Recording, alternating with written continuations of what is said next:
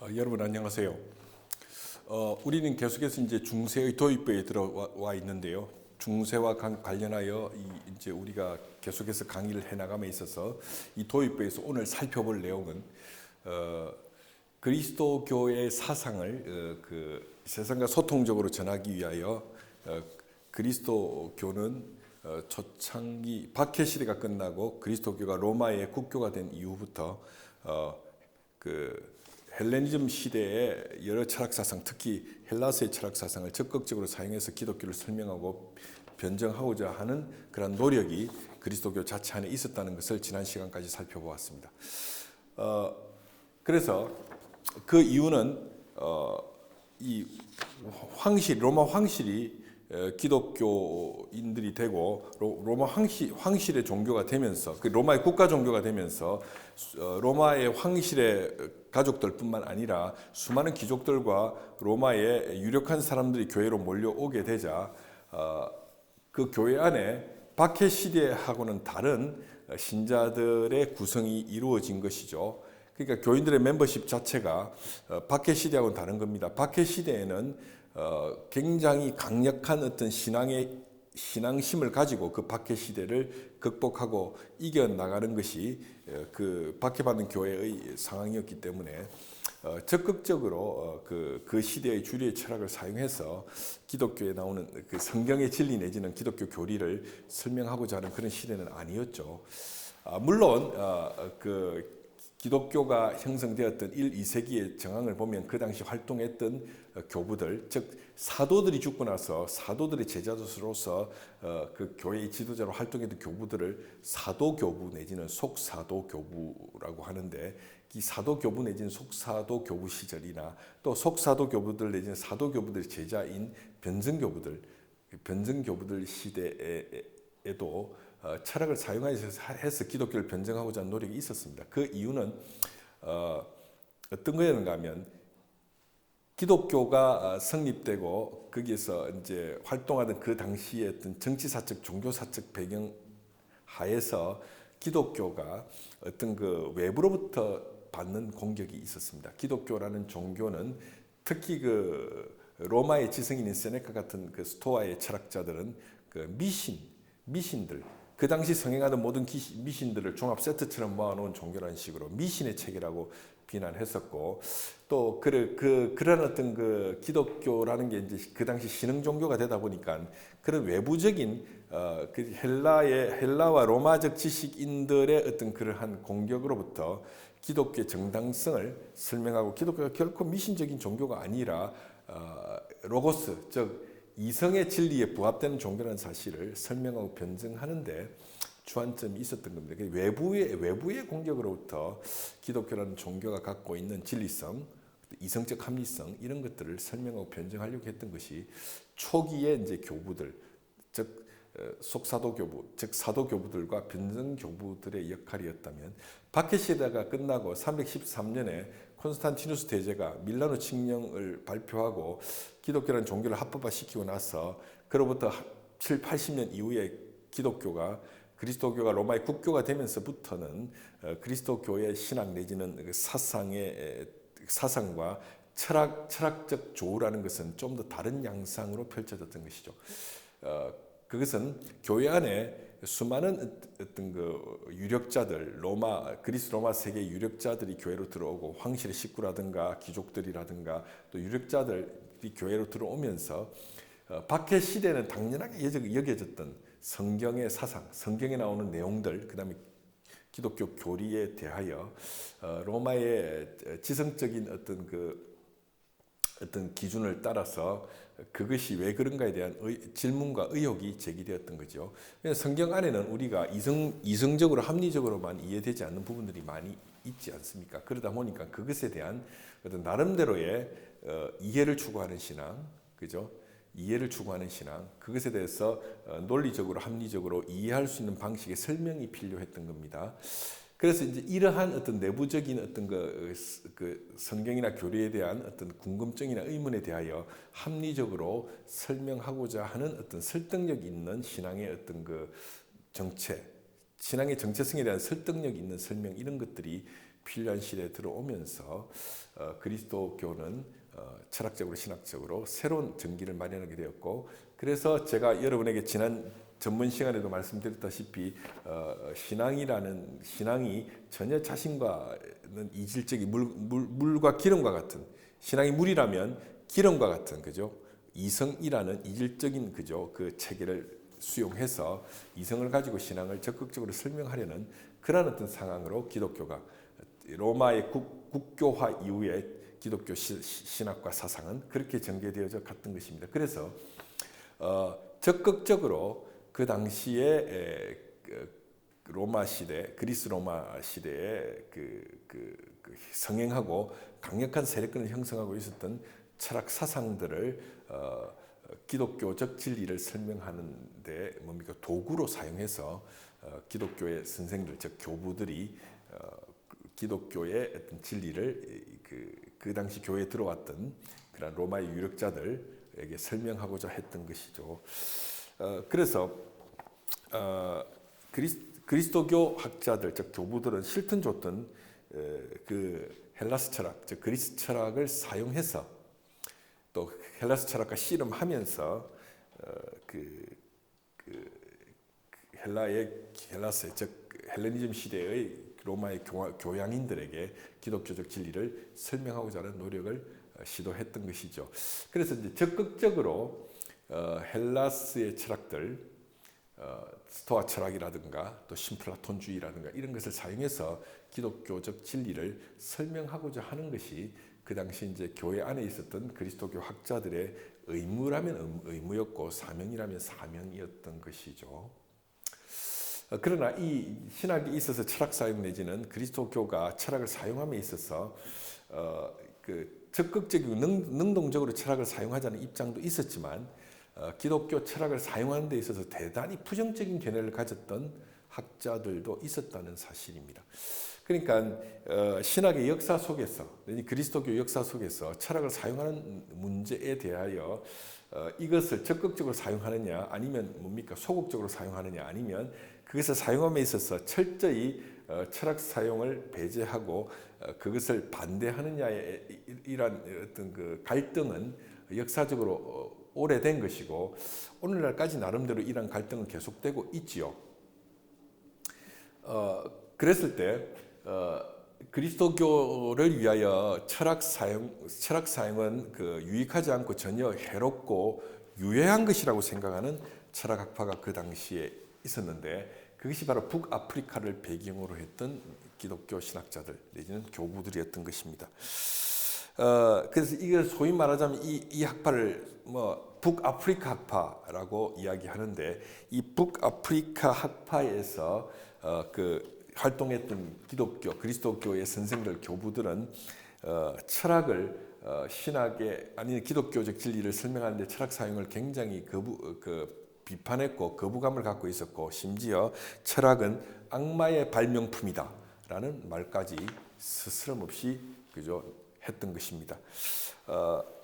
그 북아프리카 지역에서 있었던 그리스도인들은 순수한 신앙의 열정을 가지고 있었습니다. 그 북아프리카만 하더라도 물론 로마의 식민지였고 로마의 지역이었기 때문에 어떤 그쪽에도 로마의 시민권을 가진 사람들이 살았지만 아무래도 이제 북아프리카 지역은 로마를 중심으로 했을 때는 변방이죠.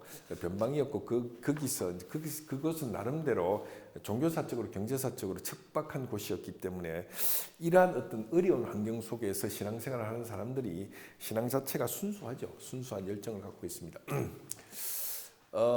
환경이 척박할수록 그 신앙의 형태나 양태는 순박하고 순수합니다.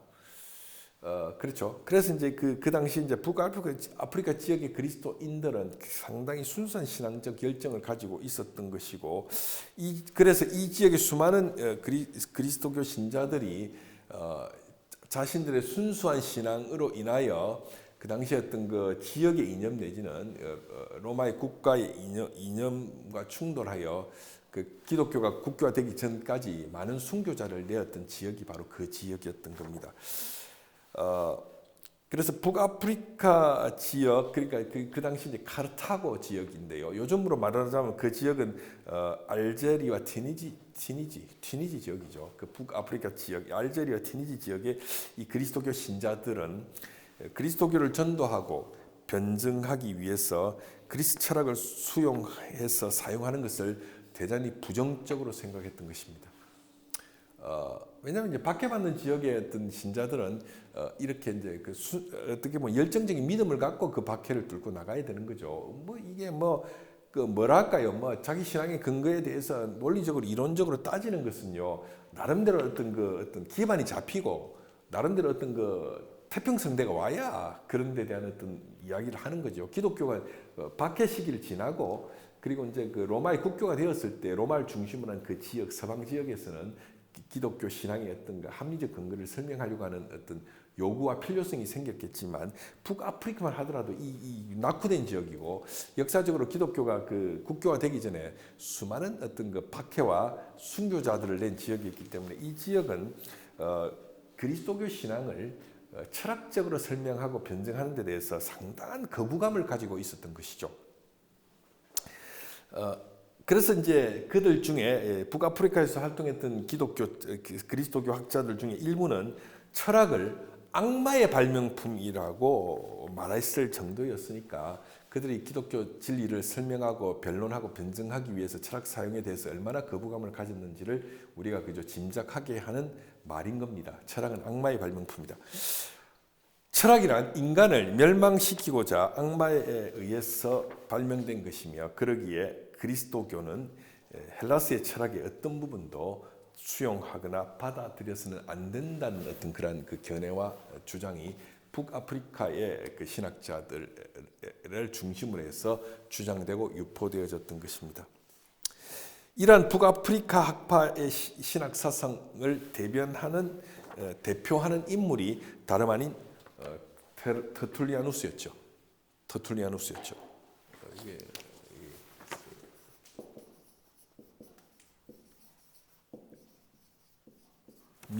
터툴리아누스였던 겁니다. 예. 이 사람은 이제 그 카르타고 지역에서 활동했던 북아프리카의 신학, 북아프리카 학파를 대변했던 대표적인 교부였습니다. 이 터툴리아누스는 그 당시 이제 생물연대는 이제 그 AD 160년에서 그죠? 그 245년경까지 이건 뭐 추정하는 겁니다. 생존했던 인물로 알려져 있습니다. 그래서 이 테툴리아누스는 북아프리카의 학파의 대변자로서 철학 사용에 대해서 신학이 철학을 사용하는 부분에 있어서 굉장한 거부감을 갖고 있었고 강력하게 성토하고 비판했던 인물이죠. 그래서 그가 했던 유명한 말이 있습니다. 그게 뭐냐면 그래도 크비아 압솔둠이라는 유명한 말을 남겼죠. 그래도 크비아 압솔둠. 테툴리아누스의 말이죠. 써보겠습니다. 그래도 그죠? 크비아 압솔둠. 이 유명한 말을 남겼죠. 그래도 크비아 압솔둠이라는 유명한 말을 남긴 겁니다. 번역하면 나는 믿는다. 그죠? 그래도 나는 믿는다. 크비아. 왜냐하면 불합리하기 때문이다. 그래서 불합리하기 때문에 나는 믿는다라는 유명한 말을 남겼습니다. 터툴리아누스의 유명한 말이죠. 불합리하기 때문에 나는 믿는다. 하나님의 외아들이 동정처녀의 몸에서 탄생하셨다. 이것은 불합리한 것이다. 그러므로 나는 믿는다. 라고 이야기했던 것이죠. 하나님의 아들이 십자가에서 처형당하고 사흘 만에 부활하셨다. 이것은 불합리하다. 그 때문에 나는 부활을 믿는다라는 것이죠. 그래서 이 터툴리아누스는 그래도 크비아 압솔둠, 불합리하기 때문에 나는 믿는다라는 유명한 말을 남겼던 것입니다. 그래서 이러한 그 터툴리아누스는 자신의 그 그래도 압솔둠이란 이 말과 더불어 신앙의 중요성과 신앙의 고유성을 강조했던 것이죠. 터툴리아누스에 따르면 철학을 통해서는 진리를 발견할 수 없고 진리가 아닌 순전히 인간적인 지혜만 발견할 수 있기 때문에 그리스도교 신자에게는 오직 그리스도에 대한 신앙만이 필요할 뿐 철학 따위는 필요하지 않다고 본 겁니다. 신앙으로 충분하다 이렇게 본 것이죠. 그래서 그는 신앙과 철학을 극단적으로 대립시키면서 그죠? 유명한 말을 했죠. 아테네와 예루살렘이 무슨 상관이 있는가? 우리가 철학사 책에 보면 이게 터툴리아누스가 한 말로 알려져 있죠. 아테네와 예루살렘이 무슨 관계가 있느냐? 아테네라는 것은 헬라스 철학을 상징하는 도시가 아테네고, 예루살렘이란 것은 그죠? 그 거룩한 도시로서 기독교의 신학을 상징하는 도시로 삼아서 터툴리아누스는 아테네와 예루살렘이 무슨 상관이 있는가라는 그런 말을 했다는 것입니다. 원래 이제 이 말은 터툴리아누스의 유명한 저서인 이단자들에 대한 항고에 나오는 말이죠. 이단자들에 대한 항고라는 책 7장에서 이러한 말이 나오고 있습니다. 이 이단자들에 대한 항고 7장에 보면 정확하게 말하면 이렇게 나와 있어요. 터툴리아누스는 이렇게 말합니다. 아테네와 예루살렘에 공통으로 존재하는 것은 무엇인가? 이교도들과 그리스도교들 사이에 공통으로 존재하는 것이 무엇인가? 스토아적, 플라톤적 또는 변증법적인 그리스도교의 모든 계획을 파괴하라. 예수 그리스도를 위하여 우리는 어떤 미묘한 이론도 원하지 않으며 복음을 위하여 우리는 어떤 날카로운 탐구도 원하지 않는다라고 그는 일갈하고 있죠. 그러면서 스토아적, 플라톤적 또는 변증법적인 그리스도교의 모든 계획을 파괴하라. 그러니까 무슨 말이냐? 스토아 철학을 사용하거나 플라톤 철학을 사용하거나 어떤 변증법적이라는 것은 여러분 그 소크라테스 이래로 그죠? 그 삼파술 내지는 변증적으로 자신을 해명하고 진리를 지향해가는 방법이 있지 않습니까? 이런 것을 뭡니까? 신학에 사용하지 말아라는 것이죠. 파괴하라. 그따위 것들을 신학은 원치 않는다는 것입니다. 그래서 이러한 자신의 주장과 더불어 신앙과 철학을 극단적으로 그는 대립시켰고 대비시켰던 것입니다. 터툴리아누스의 이러한 견해는 지극히 반철학적인 입장이 아닐 수 없는 것이죠. 그래서 그는 철두철미하게 반철학적 입장에 서서 신앙의 순수성과 신앙의 순수성을 주장했고 반철학적인 입장에서 신학을 할 것을 그는 주장했던 것입니다. 그러나 그리스도교가 철학을 절대로 사용해서는 안 된다는 그의 주장은 뒤집어서 생각해보면 그만큼 그리스도교와 철학의 관계가 복잡하다는 것을 보여주는 대목이기도 한 것이죠. 터툴리아누스는 플라톤을 모든 이교적 사상의 전달자라고 신랄하게 비난했던 것입니다. 플라톤이나 신플라톤주의 철학을 사용하게 되면 기독교 안에 이교적인 잘못된 사상, 즉 불순물이 들어와서 기독교 사상을 왜곡시키고 기독교 사상을 오염시킨다고 보았던 것이죠. 하지만 이러한 터툴리아누스의 주장은 그의 사상을 살펴보면 자기 모순이 발견됩니다. 정작 터툴리아누스 자신은 스토아 학파의 이론에 의거해서 영혼의 본성을 설명했으며 그의 사상의 여러 내용들을 그리스 철학에 의존했던 것이죠. 예를 들면 터툴리아누스가 소위 말하자면 이 로마를 중심으로 하는 이 서방 지역의 신학에 있어서 어떤 태도와 같은 존재로 알려져 있는데, 그죠? 그는 지금까지 서방 신학에서 사용하는 삼위일체라는 말을 라틴어로 만든 사람이죠. 그리고 삼위일체를 설명하는 그 표현 중에 세계의 위격, 하나의 실체할 때, 그러니까 예를 들면 이 터툴리아누스가 원래 전공이 법학 전공, 법률가였거든요. 법률가였는데 그는 이제 삼일체라는 용어를 터툴리아누스가 라틴어로 만든 거죠. 그러니까 라틴어로 이 삼일체란 말이 뭡니까? 트리니타스란 말이죠. 이 말 자체를 터툴리아누스가 만든 겁니다. 이 말은 이 트레스라는 말하고, 그죠? 이 트레스는 3이란 말이에요. 3. 숫자 3이란 말이고, 그 다음에 연합이란 말에 우니타스, 그죠? 우니타스. 이거는 영어로 뭡니까? 유니티죠. 연합. 유니티죠. 그죠? 그 3이란 말과 연합이란 말을 합쳐서 트레스 우니타스 트레스 우니타스를 합쳐서 트리니타스라는 용어를 만든 거지요. 이 말은 뭡니까? 세 분의 우니타스, 연합에 관한 교리라는 것이죠. 세 분이라는 것은 여기서 세 분은 뭐죠? 성부, 그죠? 성부 하나님, 데우스 파테르, 그죠? 아버지 하나님, 그죠? 그 다음에 데우스 뭡니까? 필리우스, 아들 하나님, 그 다음에 데우스, 스피리투스 상투스, 상투스죠? 성령 하나님. 이 세 분이 우니타스, 연합하는 것에 관한 교리해서 트레스와 우니타스를 합쳐서 트리니타스라는 용어를 처음으로 라틴어로 만들어낸 사람이 터툴리아누스죠. 그러면서 이 세 분을 뭡니까? 표현하는 말을 페르조나라는 말을 썼죠. 페르조나. 이 세 분을 표현하는 페르조나인데 이 페르조나 세 분이니까 뭡니까? 복수형의 페르조네, 그죠? 그래서 이 세 분이니까 트레스, 페르조네, 세 위격들. 이 세 위격들이 뭘 이룬다? 하나의 실체, 연합을 이룬다. 연합을 이룬다. 그래서 뭡니까? 이 연합을 뭡니까? 하나의 실체를 이루고 있다. 그래서 이것을 우나 substantia. 그죠? 우나 substantia.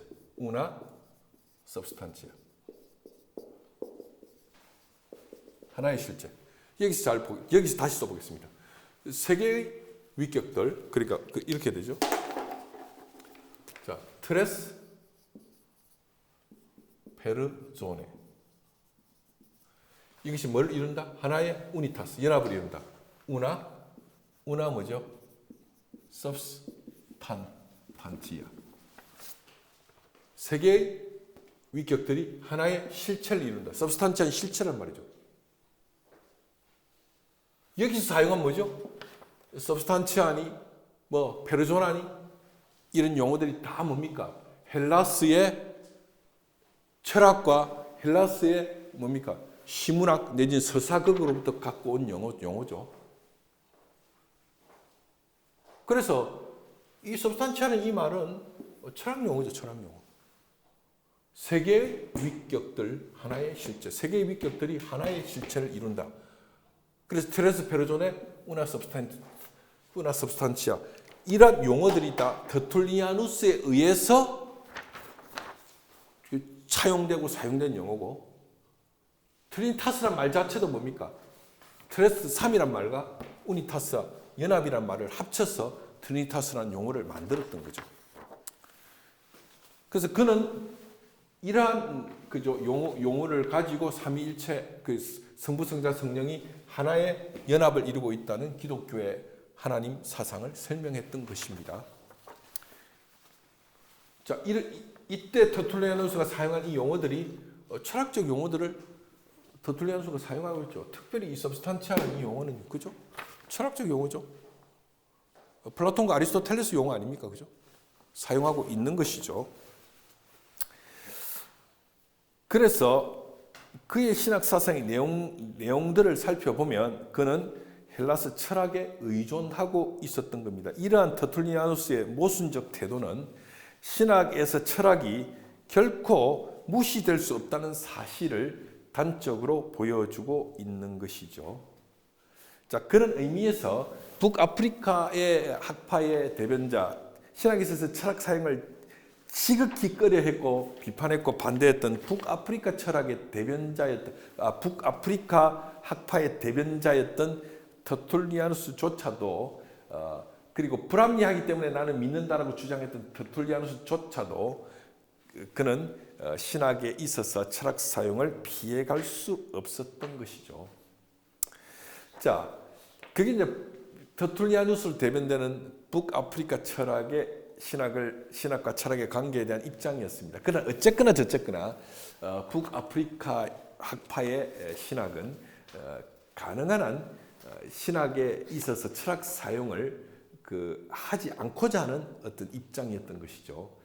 그러니까 아예 안 할 수는 없겠지만 절제 있게 사용하지 않을수록 더 좋다. 뭐 이런 입장을 가지고 있었다고 할 수가 있습니다.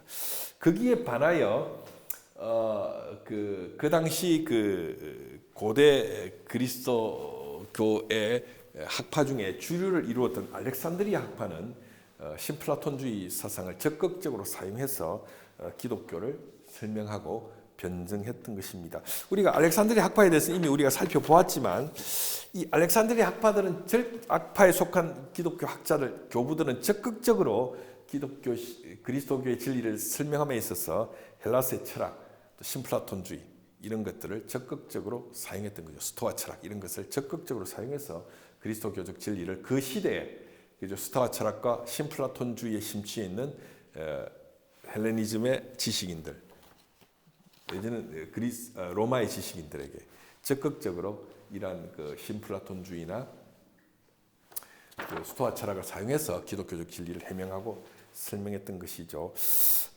그 중에 한 사람을 소개해 보라면 알렉산드리아의 클레멘스 같은 인물이죠. 이 클레멘스, 알렉산드리아의 클레멘스죠. 클레멘스 폰 알렉산드리아, 그죠? 대표적인 인물이죠. 이분이 이제 AD 150년에서 215년 사이를 살다간 인물로 알려져 있습니다. 클레멘스 폰 알렉산드리아의 클레멘스라는 교부죠. 이분은 이 변증교부죠. 변증교부. 그러니까 예수님의 제자인 사도들 사후에 사도교부들 시대가 끝나고 나서 그 다음 교부였던 변증교부에 속하는 인물입니다. 클레멘스는 자신의 신앙을 지키고 그리스도교적 진리를 설명하기 위해서 수사학, 법학, 철학 등을 사용했고 철학자들에게 발견되는 모든 진리가 하나님으로부터 기원했다, 신으로부터 기원했다는 사실을 논증하고 설명하기를 원했던 것입니다.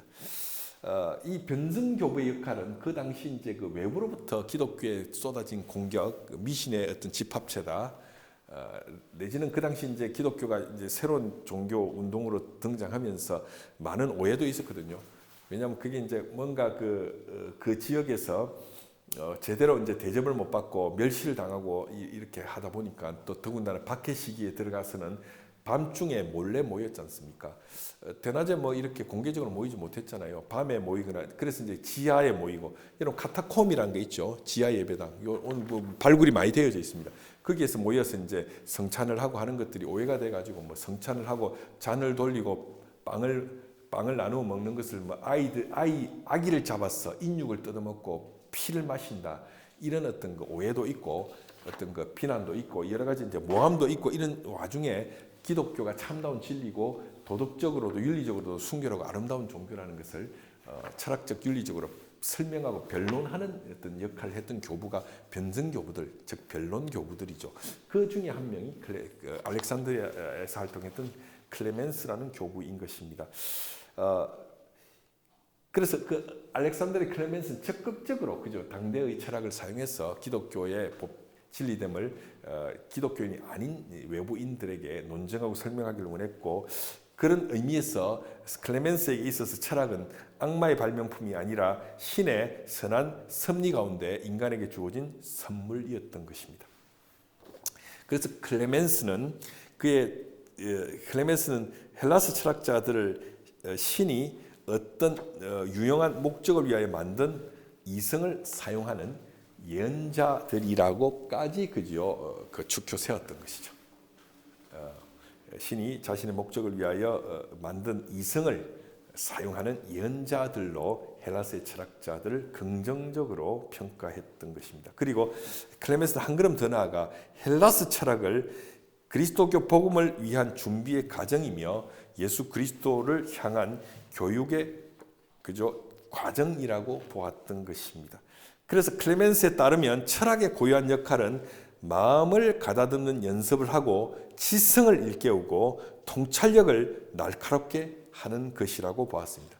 그리고 철학을 통한 이러한 마음과 지성과 통찰력에 대한 훈련은 그리스도 안에서 진리를 발견하는 예비 훈련이고 예비 교육이라고 보았던 것이죠.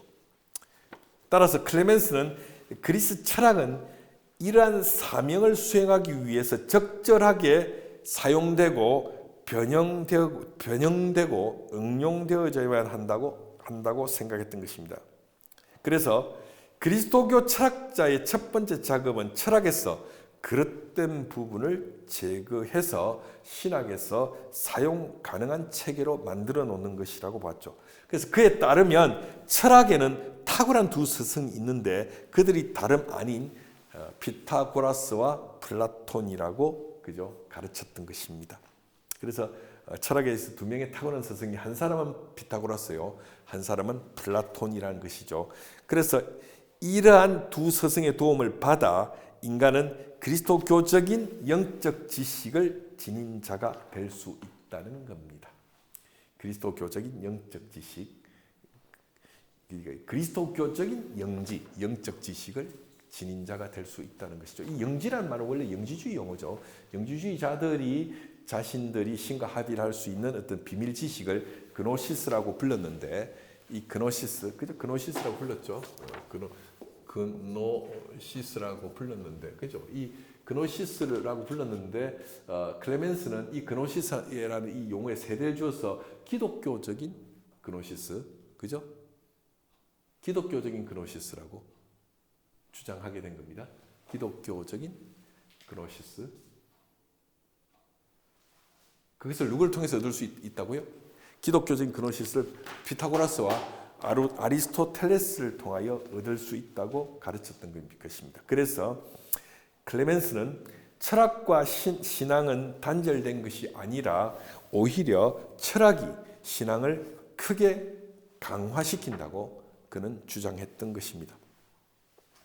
그래서 이제 그런 면에서 보면 북아프리카 학파의 그 철학과 신학에 관계된 북아프리카 학파의 입장과 알렉산드리아 학파의 입장은 뚜렷이 그죠 여기에서 구분되는 거죠. 북아프리카 학파는 철저하게 신학에서 철학 사용을 하는 데 있어서 부정적이었고 사용하지 않으면 않을수록 좋다는 입장이었고요. 알렉산드리아 학파는 적극적으로 사용해서 그리스도교적인 진리를 이 세상을 향하여 소통적으로 설명하고 변론하고 변증해야 된다고 생각했던 사람들이죠. 그리고 이제 알렉산드리아 학파의 또 대표적인 그 학자가 여러분 이미 제가 강의를 하면서 몇 번 언급했던 오리게네스죠. 오리게네스입니다.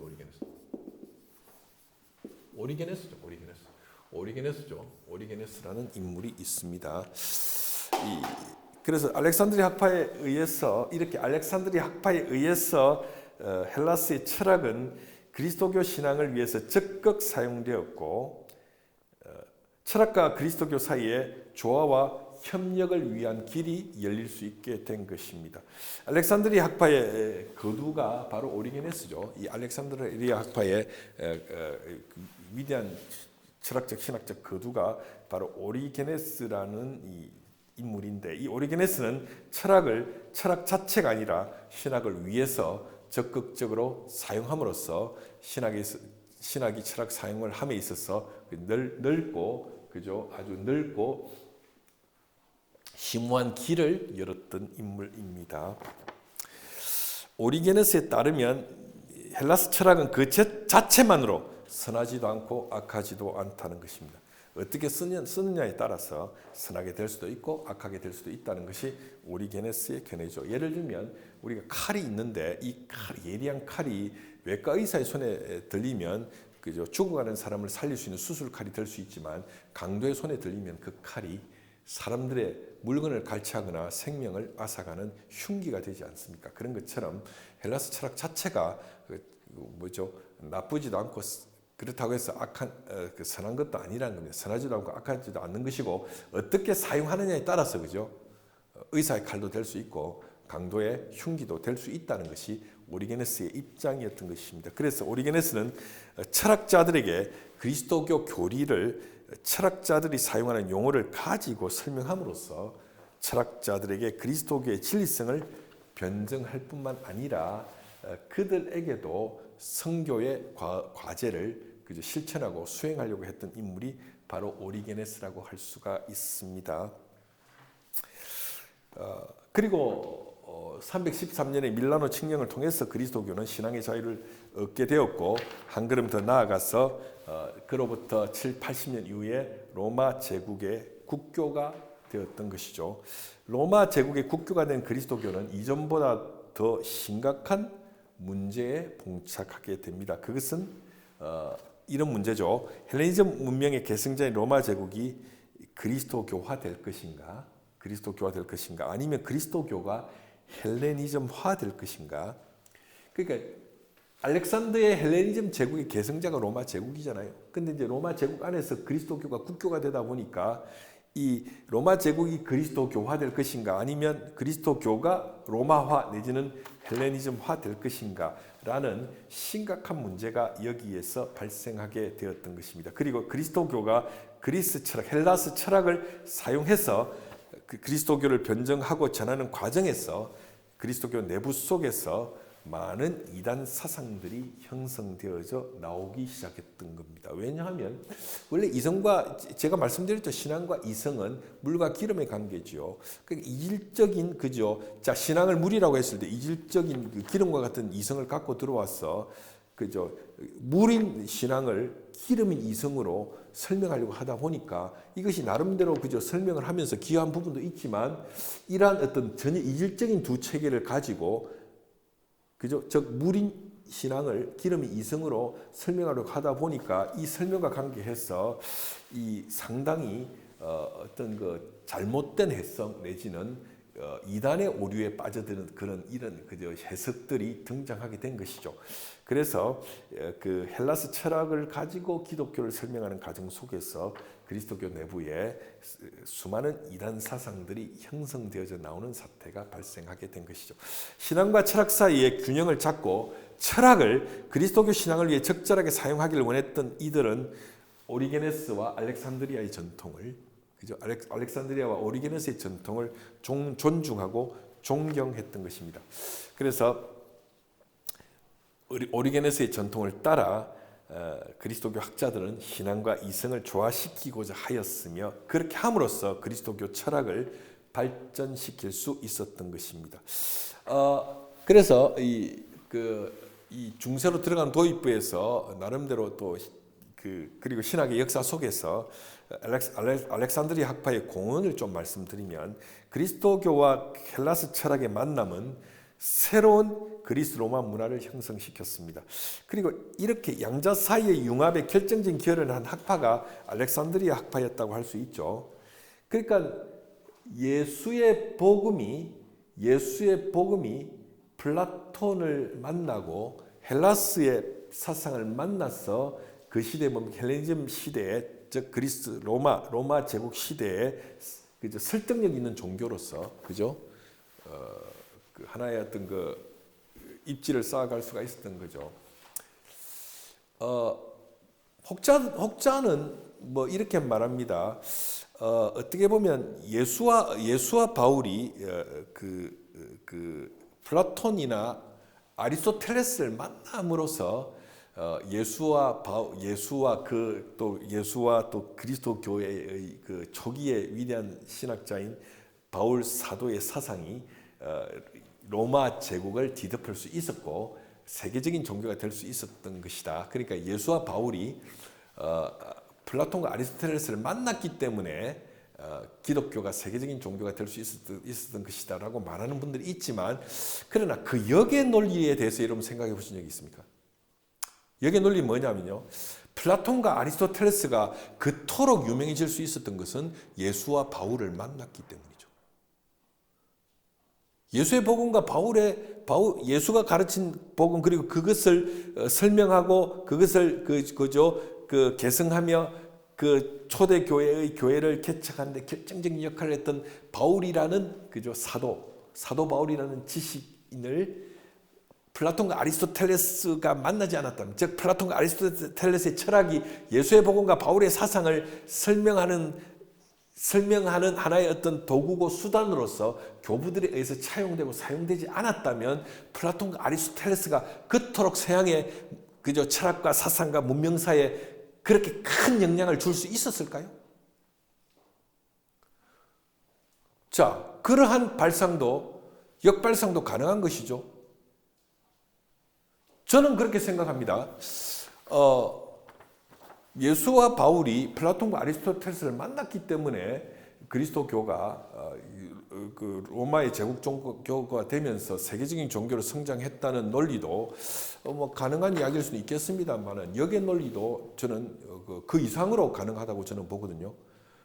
플라톤과 아리스토텔레스의 철학이 예수와 바울의 사상을 설명하고 해명하는 그저 사상 체계로, 철학 체계로 그리스도교 학자들에 의하여 채택되고 사용되어졌기 때문에 서구의 사상사 속에서 플라톤과 아리스토텔레스가 그토록 강력한 사상가로서의 입지를 차지할 수 있었다고 보는 것이 저는 더 정당한 해석이라고 생각합니다.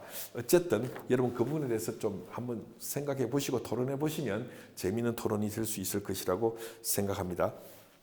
그래서 알렉산드리아 학파는 헬라스 철학을 사용해서 그리스도교를 적극적으로 변증했을 뿐만 아니라 당시 그리스 철학적인 세계관을 가지고 살아가는, 즉 헬라스의 철학적 세계관을 가지고 살아가는 로마 제국의 지식인들에게 그리스도교를 효과적으로 전하는 일에 공헌할 수가 있었습니다. 그리고 알렉산드리아 학파는 그리스도교 신학을 변화시켰을 뿐만 아니라 그리스 철학, 헬라스 철학도 변화시키는데 결정적으로 공헌함으로써 양자를 발전시키는데 공헌했던 것이고요. 그것과 더불어 저는 그런 주장을 해보는 겁니다. 그죠? 그리스도교의 신학은 헬라스의 사상 내지는 그저 그리스 철학을 변화시키고 발전시키는데도 결정적으로 기여를 했던 거고요. 플라톤의 철학과 아리스토텔레스 철학이 예수의 복음과 바울의 사상을 설명하고 해명하는 사상으로 교부들에서 선택되고 사용되지 않았다면 그토록 강력한 플라톤과 아리스토텔레스에 대한 영향력을 서양에서 이 두 인물이 구축하지 못했을 가능성이 매우 높다는 것이 저의 생각입니다. 자, 그래서 오늘 우리는 초기 변증 교부들의 헬라스 철학을 대하는 태도에 대해서 살펴보았습니다. 그래서 북아프리카 학파는 그리스도교를 변증하고 전하는 일에 철학을 사용하는 것에 대해서 지극히 거부감을 가지고 있었습니다. 그럼에도 불구하고 그리스도교 신학이 철학을 피해갈 수 없었음을 이 학파의 거두인 터툴리아누스의 예를 통해서 살펴보았습니다. 왜냐하면 그도 예루살렘과 아테네와 예루살렘이 무슨 관계가 있느냐라고 말했음에도 불구하고 그의 신학 사상에는 철학을 사용하고 있음을 우리는 확인할 수 있었던 것입니다. 그리고 우리는 헬라스 철학을 적극적으로 활용하여 그리스도교를 변증하고 전했던 알렉산드리아 학파에 대해서도 살펴보았습니다. 알렉산드리아 학파는 모든 철학적 진리가 그리스도교 안에서 완성되었음을 주장했습니다. 그리고 그리스도교를 통해서 모든 철학적 진리를 설명하고자 하는 시도가 이루어지게 되었던 것입니다. 그리고 이러한 시도는 향후 중세 철학을 꽃피우는 추동력 내지는 추진력이 되었던 것이죠. 그래서